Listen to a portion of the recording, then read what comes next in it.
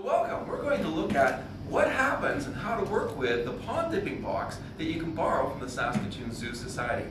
So this is what the box looks like when it comes. It's a big clear box that plays a big important role later on.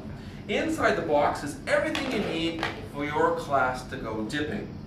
The white container, it sits on the dock, and if your students have things like hats or glasses, that kind of thing that you don't want to blow off, they can be stored on the dock so they don't blow away.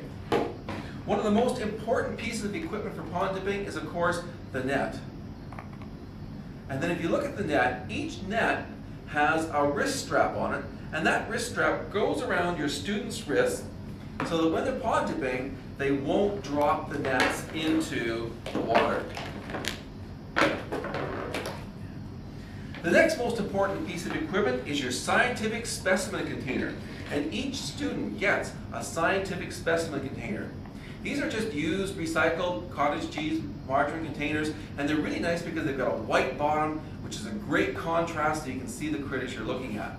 The important thing with pond dipping is keeping your critters alive.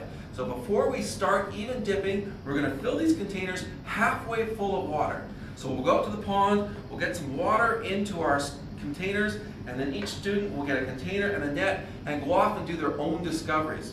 So when you're pond dipping, what you want to do is take your net and dip it into your pond, and then flip your net upside down, and then look what you've got. That's really, really important, because if students are staring at what's in their net, the animals in here are going to wind up dying. We want them into the water as quickly as possible.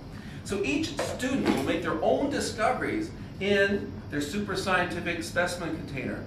Once they've made some neat discoveries, they can come back to this big clear bucket, which will be sitting on the dock with its white lid underneath, because that gives you the wonderful contrast again with the dark creatures. They can very carefully pour their buckets into the large specimen container so you can share your discoveries with the whole entire class. Now, in the container, we never ever want nets in that container. We're just going to use the spoons to collect things to show to different students as they're gathering around to share their discoveries.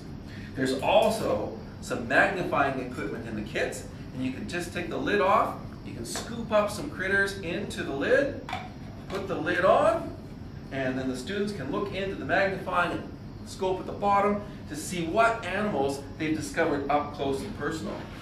And of course, there's an animal identification chart so you know what you're looking at when it comes out of the water. The kit does come with full instructions that explains everything we said today. And if you have any other questions, be sure to call or email the Saskatoon Zoo Society. Thanks for watching.